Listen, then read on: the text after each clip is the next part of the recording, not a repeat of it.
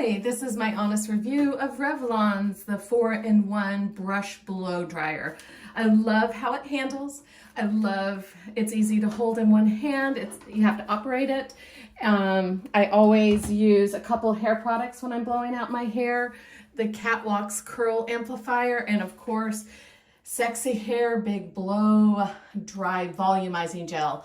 The combination of these two with this brush gives you ultimate volume.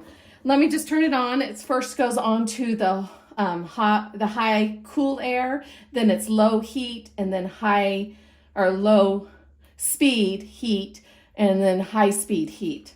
So that's the cooling, that's the low heat, and that's the high heat.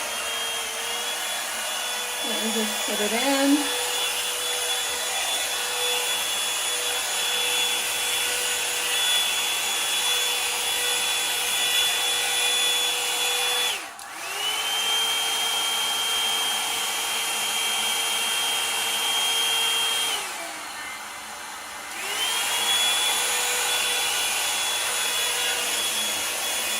Can you see that nice big volume?